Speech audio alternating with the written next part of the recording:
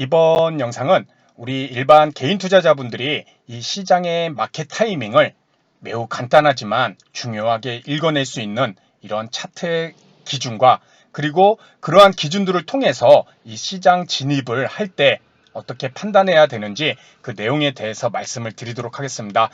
일단 우리 코스피와 코스닥, 오늘도 코스피가 1.93% 그리고 코스닥도 2.93% 이렇게 제법 좀 하락하는 모습이 나왔습니다. 그렇죠? 코스피도 1.93%, 코스닥도 2.93%. 제법 깊은 조정이 나왔죠. 일단 시장이 이렇다 보니 저도 지금 여러 종목을 좀 보유를 했다가 오늘은 좀 전량 이렇게 정리를 하고 현재는 이 LIG 넥스원이라는 종목만 좀 보유를 하고 있습니다. 일단 이렇게 전고점을 라인이 저항이 되고 있는 상황이고 오늘도 이렇게 5일선 위에서 지수 하락의 폭에 비해서 좀 강한 모습을 일단은 보여주고 있습니다. 이 전고점은 오늘도 49,000원이라는 이 가격대를 좀 돌파를 시도를 장 초반에는 해갖고 48,950원까지 좀 올랐다가 지수 하락과 함께 이 종목도 같이 밀린 그런 모습이고 또 홀딩했던 기준 중에는 이 장중에 이 매매 추정치를 봤더니 계속해서 이 외국인과 기관 쪽에서 그래도 이 종목을 버리지 않고 매수를 해주는 모습이 나타나서 일단 이 한 종목만 LIG 넥스원만 지금 홀딩한 채 지금 넘어온 상황입니다. 자, 지금 우리가 주가지수 지금 보시는 화면은 지금 이 코스피 일봉 차트입니다. 연 며칠째 지금 조정이 계속적으로 이어져 오고 있기 때문에 지금 아마 많은 투자자분들이 보유하고 있는 종목이 계속해서 하락하는 모습이 나타나거나 또는 현금화를 시키신 분들 중에 이 시장 타이밍을 보고 언제 진입을 해야 이 손실을 최소화하고 수익을 올릴 수 있는지 그런 타이밍을 많이 보고 계실 것입니다. 그렇죠? 저 또한 일단 보유 종목을 많이 정리를 해서 좀 현금화를 시켜놨기 때문에 그러한 부분을 계속해서 오늘도 지수 흐름을 계속해서 체크를 했는데 여기서 우리가 상당히 우리에게 혼란을 주는 부분은 분명히 있습니다. 많은 개인 투자자분들이 이렇게 지수 상황과 또는 종목들을 어떤 움직임이 나타날지 다양한 방면에서 그 자료들을 많이 찾고 계시는데 뭐 대표적으로 뭐 기사들도 있겠죠. 뭐 신문 기사나 아니면 증권사 리포트. 그렇죠? 그런 데에서 나오는 지수의 방향성에 대한 그런 기사 내용을 보더라도 어떻게 보면 확답을 주기보다는 상당히 애매모호합니다. 뭐 이래서 위험성도 있지만은 앞으로 그러한 것들이 해결이 된다면 뭐 상승할 수도 있을 것이다. 자연스러운 과정이기 때문에 일시적인 조정일 수가 있다. 그래서 콜이냐 푸시냐 매수냐 매도냐 그러한 내용은 당연히 없습니다. 또 증권사도 마찬가지입니다. 그들의 입장에서 이런 종목들에 대한 리포트를 내거나 이런 증시 상황에 대한 리포트를 낼 때 특히 종목들 같은 경우는 매도 리포트를 직접적으로 내는 것이 상당히 드물 것입니다. 왜냐하면 뭐 언론사도 마찬가지겠지만 그 기업으로부터 또 항의도 들을 수 있고 또 신문 같은 경우는 또 광고와 연계가 돼 있고 또 증권사 입장에서도 특정 기업에 대한 직접적인 매도 리포트를 냈다는 것은 그 기업의 안 좋은 부분을 얘기를 하는 것이기 때문에 상당히 껄끄러움이 있겠죠. 그래서 우스갯소리로 증권사 리포트 중에 적극 매수가 아닌 중립, 이 종목을 분석해서 이 종목은 중립이다. 이렇게 매도가 아니라 중립의 의견이 나왔다는 것은 실질적으로 매도 의견으로 봐도 된다. 이 정도로 증권사에서도 특정 지수나 종목을 얘기할 때 그러한 방향성을 얘기를 쉽게 하지는 않고 있습니다. 그렇죠? 그러면은 우리가 이제 자료를 찾는 부분이 뭐 인터넷 카페, 주식 카페라던가 아니면 지금과 같이 이런 유튜브 채널이라던가 이런 데서 나오는 다양한 의견들을 우리가 접하고 그걸 갖고 판단을 하게 되는데 여기서 우리가 한 가지 먼저 짚고 넘어가야 될 것이 그러한 인터넷 카페나 아니면 이런 유튜브 채널에서 봤을 때 그 채널이나 카페 성격이 있습니다. 그들은 운영자는 어떤 투자를 하고 있는가? 즉 장기 투자를 하는 인터넷 카페 성격이라던가 이런 유튜브 채널이라면 그들은 이런 조정기에서도 야 이거 일시적인 조정이고 증시 좋아질 거야. 계속 이러한 관점을 얘기를 할 겁니다. 그렇죠? 삼성전자도 조정이 계속해서 나오고 있지만 앞으로 이렇게 좋아질 텐데 왜 지금 파느냐? 이렇게 얘기할 수가 있겠죠. 왜? 그들은 장기 투자자이기 때문에. 그러한 성격을 갖고 있는 채널이나 이런 유튜브나 인터넷 카페가 있을 것이고, 또 반면에 저처럼 이렇게 좀 단기 트레이딩, 스윙 투자, 종목을 매수해서 며칠 동안 보유해서 차트에, 일봉 차트의 추세를 먹는 그런 스윙 투자자들의 입장에서는 저 같은 경우는 매우 조심하라고 항상 그러죠. 그렇죠? 왜? 저는 장기 투자자가 아니라 단기 트레이딩, 며칠 동안의 추세를 먹는 스윙 투자자이기 때문에 당연히 그들과는 관점이 다를 수밖에 없습니다. 그렇죠. 이것을 먼저 우리 선생님들의 여기 채널과 여기 카페는 어떤 성격인지를 먼저 파악을 하고 그 내용을 내가 받아들여야 스스로가 판단하는데 분명히 객관적으로 그것을 내 생각과 믹스를 시켜서 쉽게 판단을 하실 수 있을 것입니다. 자, 그러한 관점에서 우리가 일단 장기 투자자가 아닌 저와 같이 이런 단기 트레이딩 매매를 하신다면은 저 같은 경우는 너무 복잡하게 생각하지 않습니다. 이렇게 주가지수 코스피 같은 경우도 볼 때도 항상 말씀드리는 부분이 있었죠.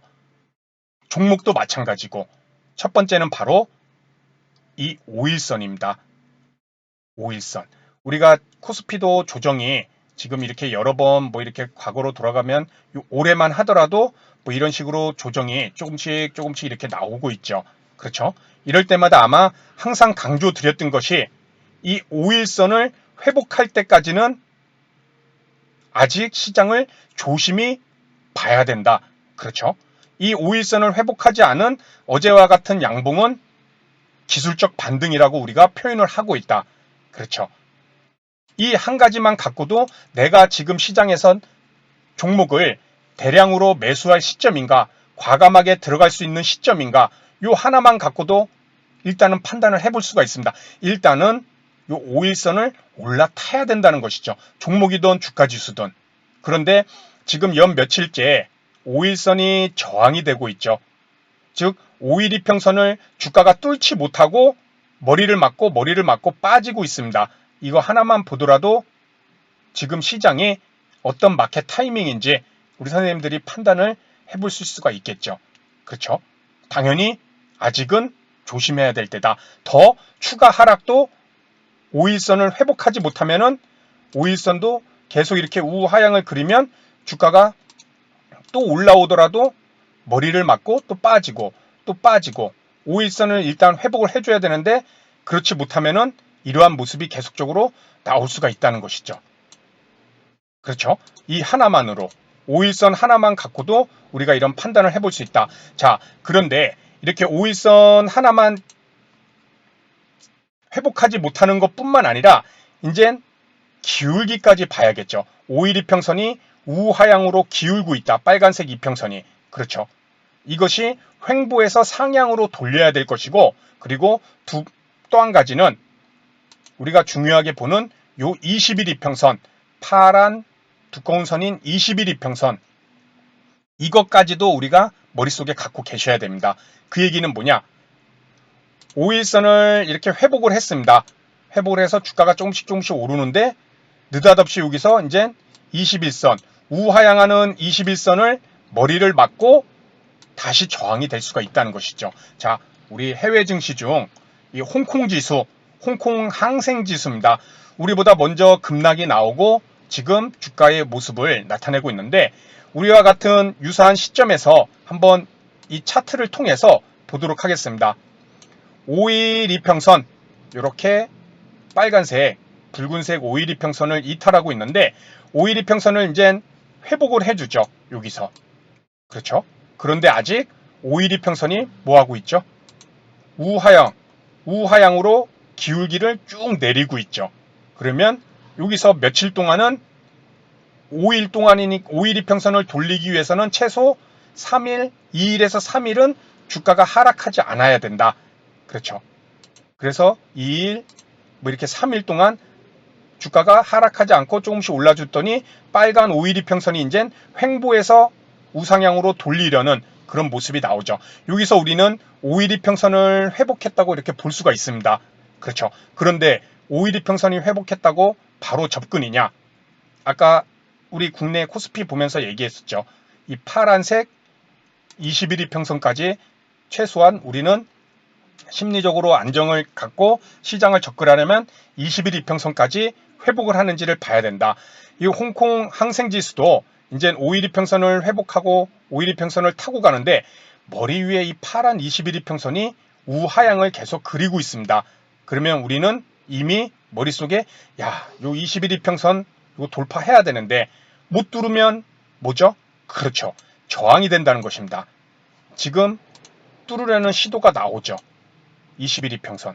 우하향하는 21 이평선. 5일 이평선처럼 이렇게 상향으로 돌파를 해야 되는데 여기서 이제 여기서도 아직은 마음을 놓을 수가 없다는 것입니다. 왜? 이렇게 머리를 맞고 저항이 된다면 다시 한번 주가가 하락을 하기 때문에 그렇죠. 최소한 5일 이평선과 21 이평선을 회복을 해주는 모습이 나와줬을 때 우리가 좀 비중을 좀 실른다던가 그렇죠. 그러한 적극적인 매매를 할 수 있는 것이지 지금은 우리 증시로 봤을 때는 5일 이평선조차도 회복하지도 못하고 아직 우하향에 저항이 되고 있는 이 1차적으로 5일 이평선을 회복도 못한 상황이다. 그리고 5일 이평선을 회복을 했다 하더라도 이젠 우하향을 그리는 이 21 이평선도 이젠 이렇게 우하향을 그리겠죠. 최근 며칠 동안 지수가 하락이 나왔기 때문에 그러면은 이렇게 우하향하는 21 이평선이 또 우리 아까 요 홍콩 지수처럼 요 위치처럼 머리를 맞고 다시금 이렇게 빠질 수도 있기 때문에 요 21 이평선까지도 우리는 머릿속에 요 파란 21 이평선까지도 항상 머릿속에 갖고 있어야 된다. 자, 기사나 뭐 이런 여러 유튜브 채널에서 지금 뭐 단기 바닥이다. 이제 들어가도 된다. 조정 나올 만큼 나왔다. 앞으로 상승할 것이다. 이러한 것들이 내 머릿속에 계속해서 들어오다 보면은 내가 듣고 싶은 것만 듣게 됩니다. 내가 장기 투자자라면은 이렇게 지수가 지금은 아직은 조심해야 됩니다. 지금 들어가서는 안 됩니다. 이런 내용은 안 들리고 이제 조정 나올 만큼 나왔다. 이럴 때 저점에서 물량을 모아가야 된다. 장기 투자자들은 그런 내용만 들리게 됩니다. 왜? 내가 지금 종목을 물려있기 때문에 누군가가 긍정적으로 얘기를 해주는 것에 계속 귀가 그쪽으로 가게 되죠. 그렇죠? 그러면서 서로 위안을 하죠. 야, 나 여기에서 고가에서 샀는데 넌 얼마에 샀어? 난 여기서 샀는데 나도 손실인데. 너도 손실이야? 나도 손실인데. 우리 조금만 참자. 이 외국인과 기관들 다 팔고 나면 반등하면 우린 장기 투자자니까 수익을 얻을 수 있을 거야. 또 이렇게 또 서로 간에 이렇게 또 위안도 하죠. 그렇죠? 물론 장기 투자자 입장에서는 그럴 수도 있겠죠. 하지만 저처럼 만약에 단기 트레이딩을 하시는 이런 투자자들이라면 분명히 시장을 진입할 수 있는 이런 마켓 타이밍을 상당히 단순하잖아요. 요 5일 이평선을 회복하는지 그리고 우하향하는 5일 이평선을 횡보해서 우상향으로 돌리는지 그 며칠 동안에 주가 하락이 안 나와야겠죠. 그래야 돌릴 수가 있으니까. 그리고 난 다음에 21 이평선을 또 회복을 해주는지 그것이 저항이 되면 우리 아까 여기 홍콩 증시처럼 또 맞고 빠질 수가 있다는 것이죠.